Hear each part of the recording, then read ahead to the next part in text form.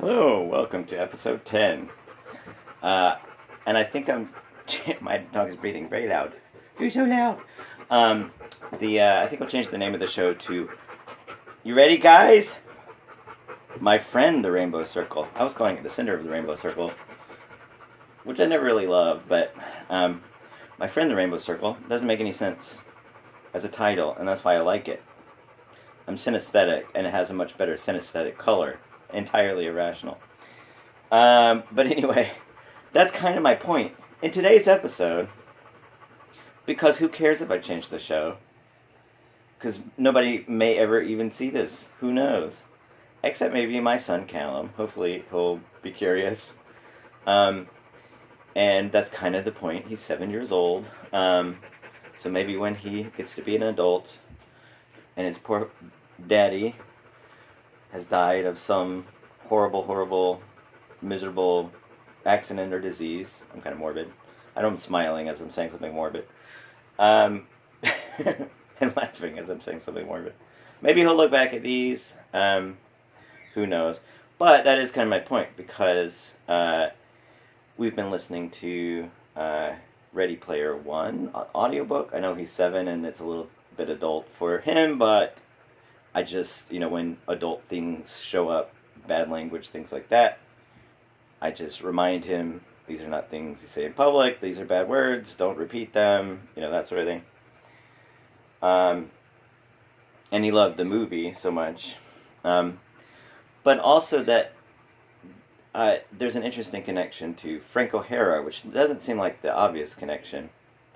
And I wanted to bring up Frank O'Hara for my millions of fans who might be confused about things I've said before, or might get a misunderstanding about things I've said before. Because looking at Ready Player One and Frank O'Hara is a way of demonstrating some of the problems of really dualistic thinking. I think that's one of the biggest problems with our understanding of the way fiction works, the way art works, is dualistic thinking. That's why my friend the Rainbow Circle right here, my friend the Rainbow Circle is a spectrum. It's not two sides, it's a spectrum. I had an advisor in my MFA. This used to be a 4-part system. I had an advisor in my MFA say, maybe you should make it 2 parts. And I said, well, of course, that's a perfect example of everything wrong with this. And I made it 7 parts, because I'm a butthead sometimes.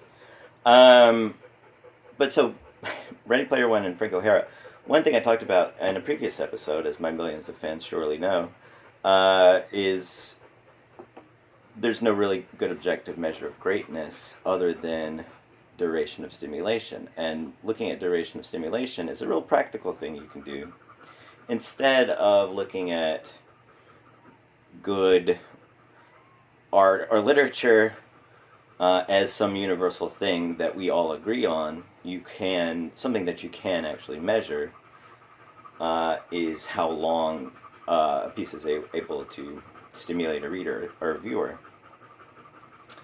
But on the flip side of that, you have Frank O'Hara, and I think he has an essay called Personism, a Manifesto, and I'm always referencing it. I'm probably misinterpreting it, and I don't really care, honestly, but I'm probably misinterpreting it. But Personism, a Manifesto, the essential idea there is that when you're writing a poem, in his case, a story in my case, but when you're writing a poem, you're not writing for all of eternity. You're essentially writing for one person, whoever that person is. Because if you're writing for eternity and timelessness, you can spread out your focus so much that it becomes vague and wishy-washy and hazy and all that sort of stuff. So it's not necessarily an advantage to write for all eternity, unless that's what you really enjoy. The Ginsberg line that I use when he talked about writing Howl, as he said, I was writing for my own soul's ear and a few other golden ears.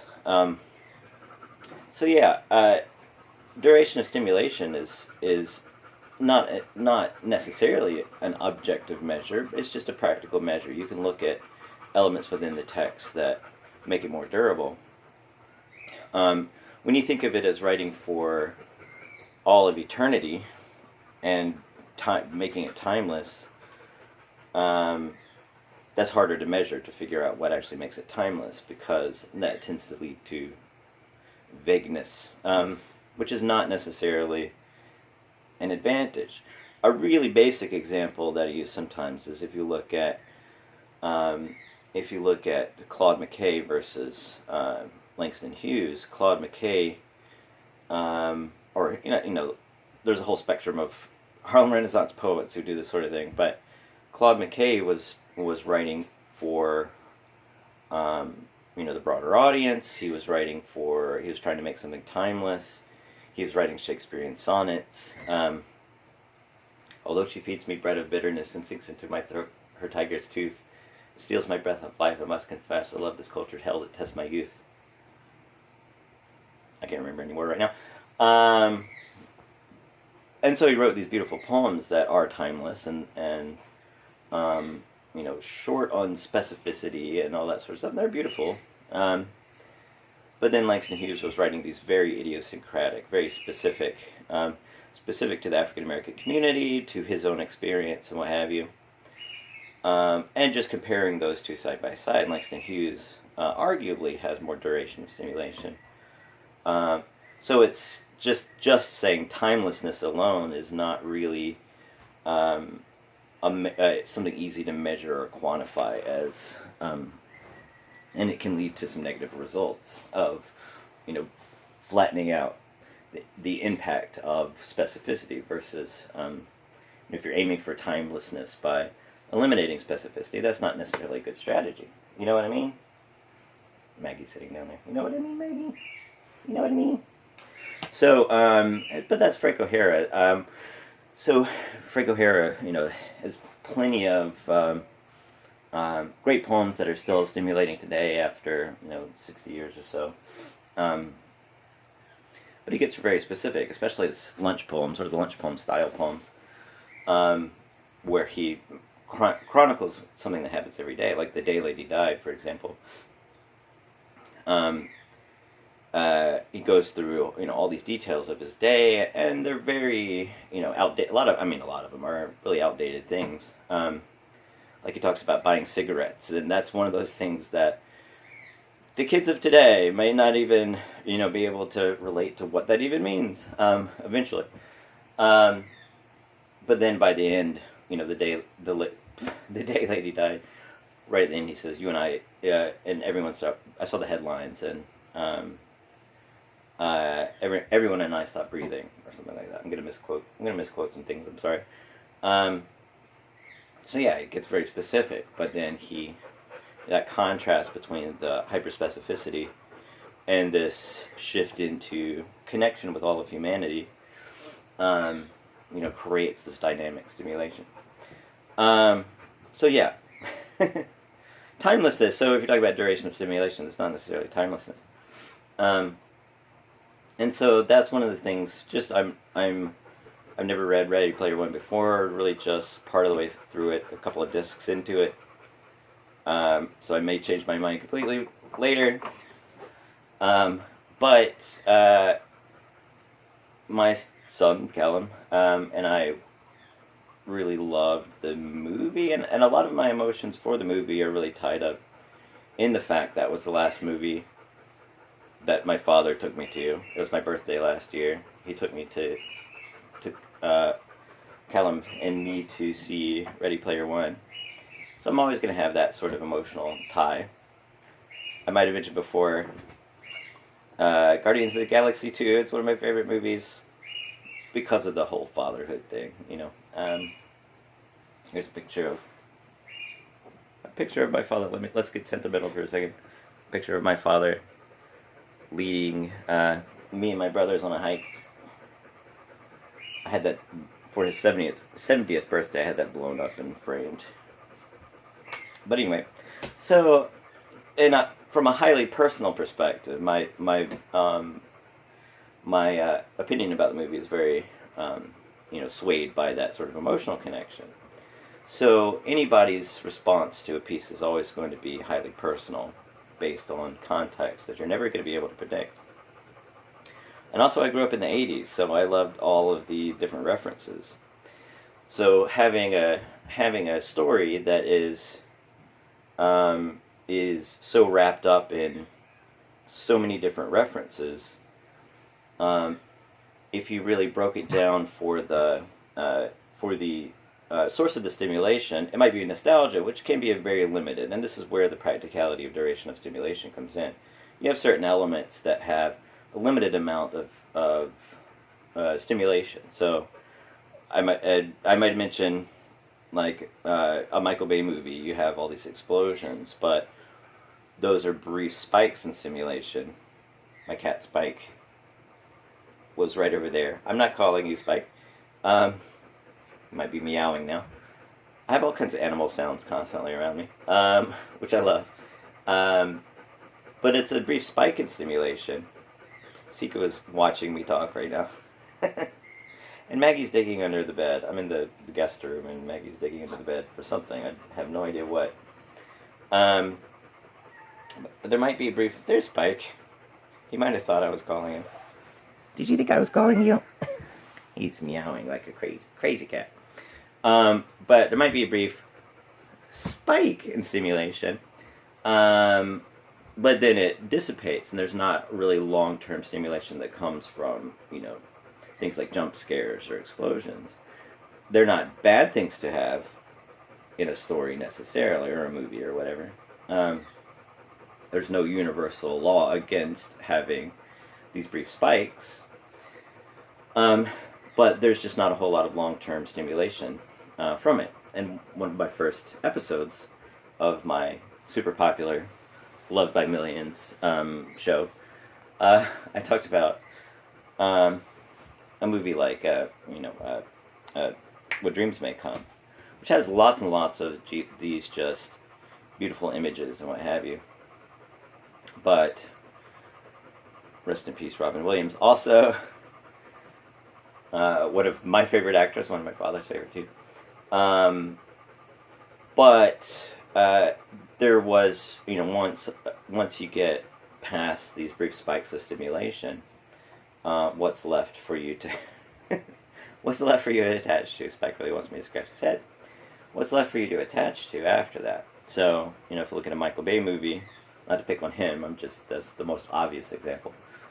Once the explosions are over, and the stimulation has spiked, what do you have left to really attach to? That's true of nostalgia. So, watching something like Ready Player One, I have plenty of references to some of my favorite movies. And some of that can be stimulating regardless. I wouldn't say just my own nostalgic connection with it. That's highly individualized, but I wouldn't say that is necessarily the source of the stimulation alone. Some of the designs are just, beautiful. Like The Shining, for example. So, like my son, who is 7, he didn't know most of these references. I've introduced him to plenty of 80s stuff, because of course I have, like Ghostbusters and stuff like that. I tried to introduce him to Dark Crystal. He was less impressed than I was at his age. So some of the stuff is going to be stimulating regardless, just because it's well designed. So, like the Shining scenes. He's never seen Shining, and he won't for a couple of years. He desperately wants to see The Shining, but he won't for a couple of years. But an elevator opening with blood pouring out of it, part of the stimulation is just how intensely, amazingly perfect that image is for a horror movie. But that's going to be stimulating regardless, because Stanley Kubrick is a genius, of course. And my son was I didn't realize this was in the movie.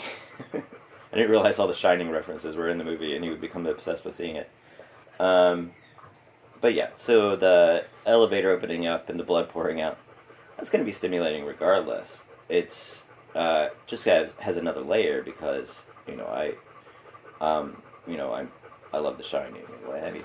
So, or like my favorite reference in the movie was to Kroll, which is one of my favorite movies of all time. The glaive in Kroll was one of the weapons. Just there's so many. My son also loved Chucky. Chucky is kind of scary regardless. That's another movie he wants to see, but he's not going to see for a couple of years. But Chucky, just kind of terrifying, whether you know the movie or not. But the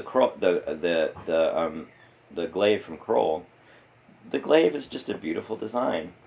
My only complaint about Kroll is they didn't use the glaive nearly enough, because that's such a beautiful design. Everything in that movie is so beautiful. Why do people hate that movie? I have no idea. And then we were listening to the book, and Ernest Cline was making fun of Kroll, but it was in a scene. I mean, it's in an appropriate scene where where Wade is Wade and H, where Wade is talking about how much he loves Lady Hawk, and H is making fun of Lady Hawk. And Wade says it's not as bad as Kroll. I was a little personally insulted, but whatever. But yeah, I mean, Kroll, if you look at any image from Kroll, it's just beautifully designed. So it's going to be stimulating whether you have a nostalgic feeling or not. Whether you've seen it a million times like I have, or you haven't. If you see the glaive is just beautiful no matter what, if you ask me. Same goes with all the giant robots. The Iron Giant is a great design. Mechagodzilla is a great design. So, if you don't have... I don't have a whole lot of nostalgia for the Iron Giant, because that was a little bit after my time. But it's still a great design, so it's still nice to see it integrated. I'm not too far into the book, so I'm not sure. I think it's different mechas show up. The leopard from the Japanese Spider-Man, I think, shows up. Stuff like that. Not quite there yet. So you have that short-term stimulation of the nostalgia. But once that nostalgia, that short-term spike dissipates, what do you have left? And so, the strength of the long-term stimulation, mixing that short-term stimulation with the long-term stimulation within the text itself. It's sort of like that, the day-by-day minutia that, today's kids might not connect to in Frank O'Hara,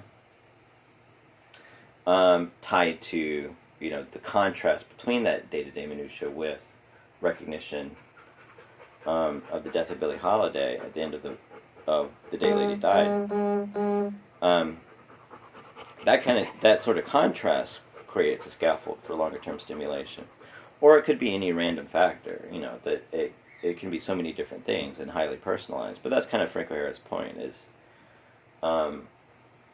you can't flatten things out just for the sake of timelessness and universality. You have to essentially, the most effective thing, you don't have to, but the most effective thing, according to Frank O'Hara, I'm trying to avoid the pitfalls. We can talk about it in just a second, but the most effective thing is to essentially write for one person.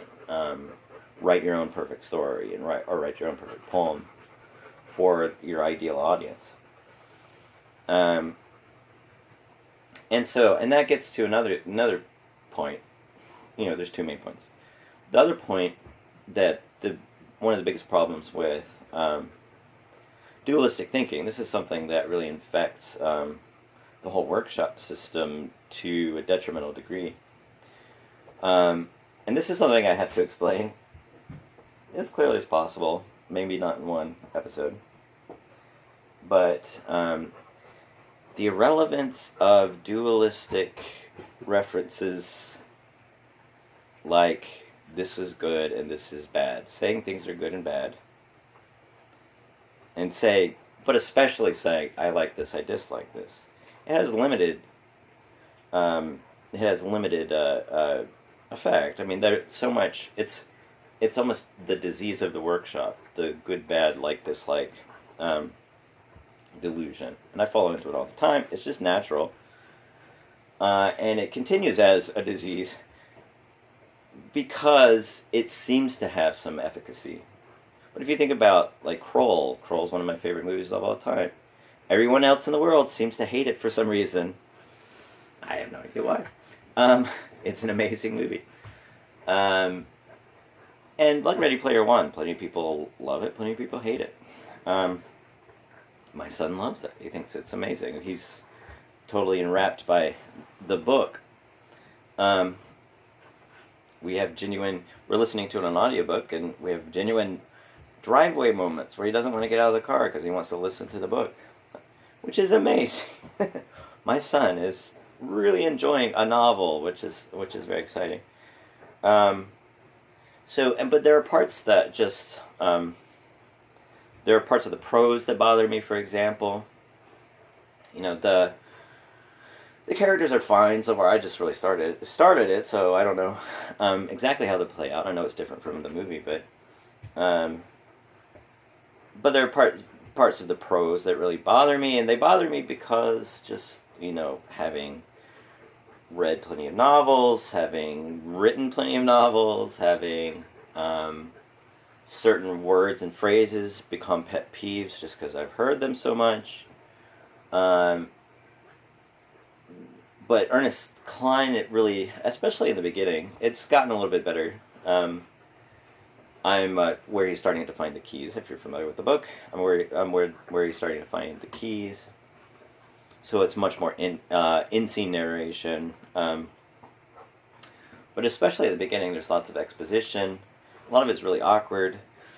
But something like prose. The prose is just really ugly. If you ask me entirely, I dislike it, which I said is, you know, something people indulge in, an irrelevancy that people indulge in quite a lot. But I dislike the prose. I personally think it's very ugly prose. But why does that matter? When I was in grad school, I was trying to come up with some way to really quantify all of this. And some of my favorite novelists at the time, and still two of my favorite novelists, still are Kurt Vonnegut and Jack Kerouac, who I've talked about Kerouac before. I should talk about Vonnegut eventually. But I was trying to quantify this, and so, you know, looking at Kerouac, who I've talked about before, he has beautiful prose. It's very lyrical. The descriptions are beautiful. The musicality is on point. Just constantly, you read through his prose and you just have to pause and reread it. Personally. But Vonnegut doesn't have that. He has very plain prose. It's quirky. It's entertaining. It's never boring. I wouldn't call it ugly prose. I'd just call it kind of plain. He uses cliches on purpose all the time and that sort of thing. But he has much more interesting plot. Plot. It's kind of all over the place, but there are characters doing things and having goals and having arcs and accomplishing things and what have you.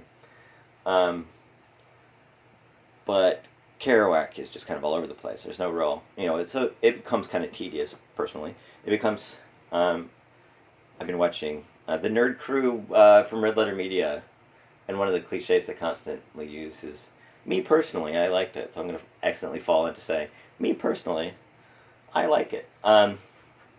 Very cool. Where was I? So the Kerouac just kind of goes all over the place with, there's no real, it sort of has a free-flowing structure. Whereas Vonnegut has much more of a, interesting, creative, imaginative sort of events, whereas Kerouac, a lot of the stuff is really mundane things that they do. It's exciting and fun, but it's just very realistic, very mundane sort of stuff, whereas Vonnegut has really creative, imaginative aliens and time travel and, all kinds of crazy stuff. Destructive ice, wacky religions, shrunken people becoming germs and things like that. So it's very entertaining on the plot level, and Kerouac is very entertaining on the prose level. So I was trying to quantify it and say the excitement of Kerouac is in the prose, but not in the plotting. The excitement of or the imaginative elements. What have you. The excitement of Vonnegut is not really in the prose, although it's quirky and entertaining. It's not exciting, but it's in the the story, the imaginative story elements. Then in grad school, I read Pynchon, who does both, piles them on top of each other. It gets really overwhelming, but I've had to distance. That's a long story. I've distanced myself from Pynchon a long time ago, but that's a story for another day. But with Ready Player One, the prose, for me personally, I think the prose is really ugly. And just as an example, I was trying to pick up on all the different examples, but part of the reason it's ugly is it's really forgettable, so I don't really remember a lot of it. But I think the most grievous example was Parzival, Wade/Parzival was talking about Artemis, and he said, "Needless to say, I have a huge cyber crush on her," I think is what the line was. And my response was, yeah, it was needless. It was needless to say. So don't say it. It's not a beautiful line. It's obvious enough where we can catch on. And so the way that commonly you would respond to a line like that, or there's so many right at the beginning of the book. Commonly, the way you would respond to that in something like a classic workshop system is somebody would say, "I didn't like that line," and then somebody else would say, "Well, the rule, show don't tell, drives me crazy. Very dualistic, but drives me crazy for so many reasons." But what does it matter ultimately? My son loves the book. I'm enjoying the book. I have to just get it over the ugly prose that I dislike. It's getting to be a fun book. When the crypt stage, when he goes to the crypt, he gets the key. This is different from the movie. But a better way of understanding, that's a really dualistic way of understanding it. A better way of understanding it is to understand, why does show don't tell work? One of my pet peeves of the workshop system is these cliches that there's really no explanation for. This is where my friend the rainbow circle comes in handy. Here's my friend the rainbow circle. This is where the two types of abstraction, I mentioned that last time. That's kind of a complicated concept to get a handle on, because it has to do with non-dualism. Complicated not to toot my own horn, but just to say, sometimes getting your mind around non-dualistic way of thinking of art is kind of tricky, especially for Western mind frames. But the two types of abstraction, let me bring the rainbow circle back. We have this barrier right in the middle is the realism psychological level. That's sort of the barrier between the visceral abstraction and the cerebral abstraction. The cerebral abstraction functions dualistically and hierarchically, and is designed to reduce stimulation. So cerebral abstractions reduce stimulation. So when you say something like, needless to say, I had a huge cyber crush on her, there's not a lot of stimulation to that. Whereas visceral abstractions are tied much more closely to the senses and to the body, and to petting a doggy's face. Okay, hold on. Here you go. Excuse me, you're getting in my way. But visceral abstraction. And the comparison that I make, this is Frank O'Hara was... You done? Just gonna knock everything over. Frank O'Hara was big friends with abstract expressionists. So if you, part of a thought experiment, that's kind of a tricky one to, get a handle on, is to say Frank O'Hara has these poems that are hyper-specific with all of these details. And he was friends with the abstract expressionists. who are doing, this is a visceral abstraction. This is just colors in direct relation to each other. It's not necessarily, it is representing something, but it doesn't have to represent anything. It can just be the interactions of colors, the interactions of shapes. It's not depicting any sort of picture. Like Jackson Pollock most famously, Mark Rothko being one of my favorites. I think I have some up here. I'll look for them later.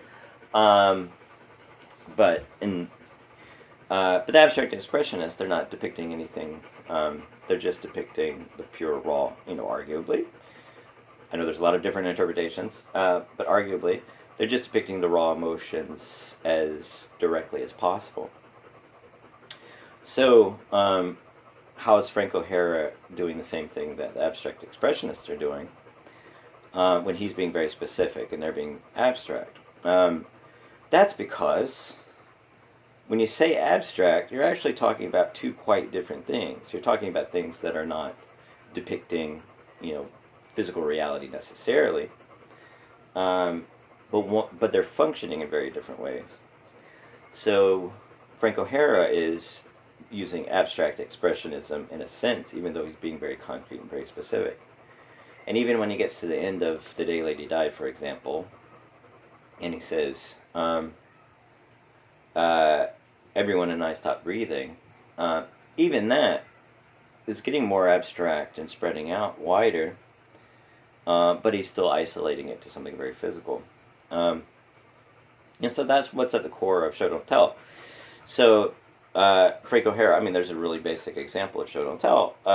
Frank O'Hara says, I stopped breathing. He doesn't say, I was shocked and amazed, which would be more of a cerebral abstraction. I was, so very sad. All that kind of stuff. There's less stimulation because it's going past that barrier to the cerebral abstraction. Whereas if he says, I stopped breathing, you get the empathetic experience. You're more capable of feeling the same thing as the character when they, than when they isolate it to the senses or to, physical reactions or physical signs, visuals and things like that. That's why Show Don't Tell works. So treating that as a rule is entirely off base. That's just something you can be aware of. That's a mechanism that you can be aware of and that you can get used to using through practice. So Ernest Cline, this is his first book, Ready Player One. He wrote some. I looked it up on Wikipedia because I was curious, and he wrote so many weird, random things. I wasn't curious enough to know everything about his biography, but I just looked at his list of things he wrote, and it was so many weird, random things. So let's just say this is the first novel he wrote. But his first novel and stuff like that feels a lot like first novel kind of things.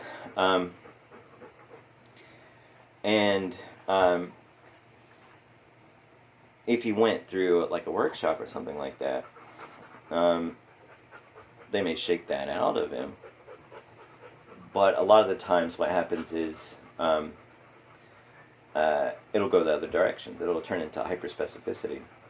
So you just imagine that whole first half of Ready Player One with no exposition dump. It's kind of a necessary exposition dump because it's a contest you have to kind of set up. Imagine it as being hyper-specific and overly detailed. It gets really boring. So a lot of people swing the other direction. But if you treat Show Don't Tell as an absolute unbreakable rule, it may not help the story necessarily. And on a purely subjective level, my son's response to Ready Player One is just as valid as anybody else's. Exposition dumps and abstract language don't bother him a bit. So to say that the prose is bad, it's an entirely personal response. To say I liked it, more obviously a personal response, but to say that it's bad is an entirely personal response, and ultimately irrelevant. To look at the mechanism of how it works is much more relevant. I came up with a good analogy. I don't know where else I'm going to put this, but I don't know if it's a good analogy, but it's an analogy I like. But I came up with an analogy for why uh, arguably the workshop system is harmful, and it disguises itself as something helpful. It sort of is designed to trick you into thinking you're getting good advice. So something like show don't tell, it has something valid nested in it, but the way it's all the layers of nonsense around it make it more harmful than helpful. But my analogy is, let's say this group of non-doctors got together and said, I really want to cure cancer.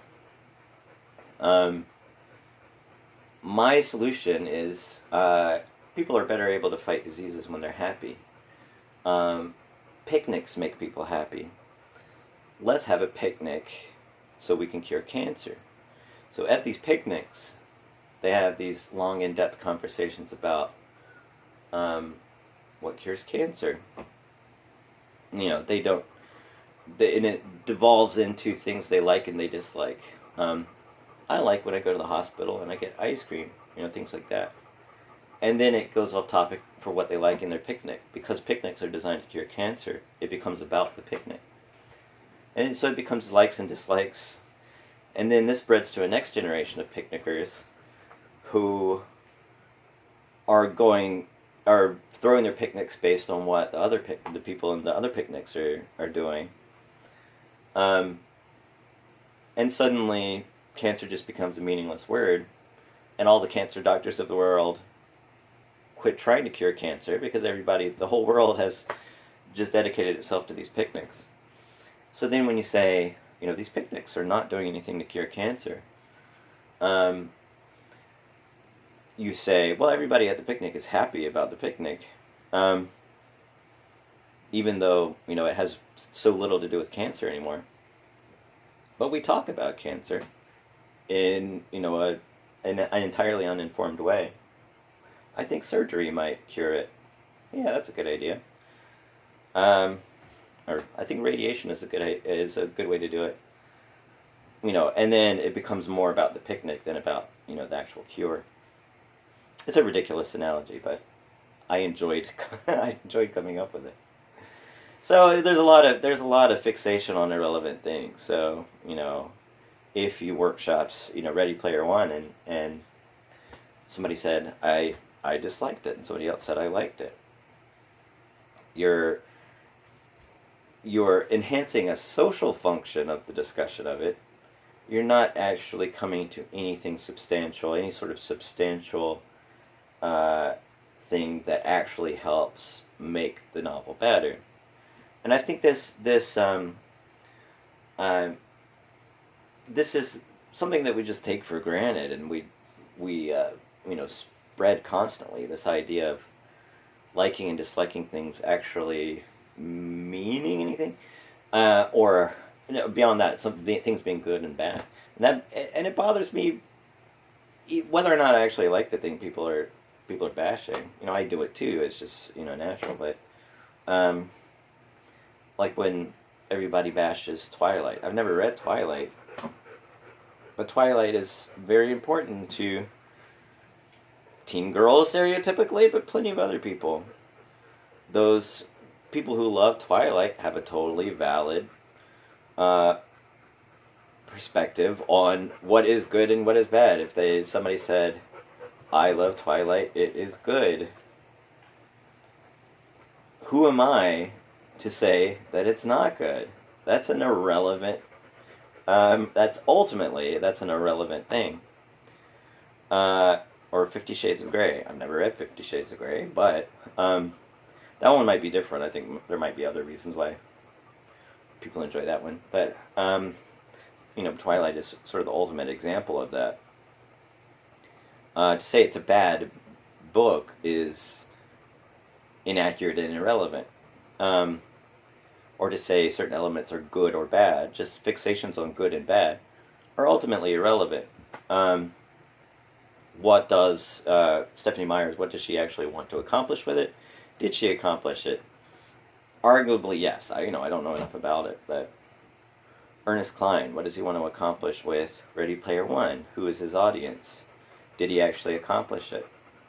Yeah, definitely. If you take my son as an example, he absolutely accomplished it. He got a 7-year-old really interested in a novel. That's amazing. That is a miracle. That's a wonderful, wonderful miracle. Just because here and there I have to just ignore some prose that I, on an entirely personal level, dislike. What does that actually matter? That doesn't make it a universally good book or a universally bad book. So to fixate on elements being good or bad, or liking or disliking elements, it's essentially a waste of time, other than just having a purely social function, and that's it. And social functions are fine, but if you're aiming to improve writing, I give feedback to Ernest Cline about lines like, needless to say, I had a huge cyber crush on her. I'm talking to Siku right now. Siku, you are my audience. You're my audience right now, because you're watching me. But if I were to say to Ernest Cline,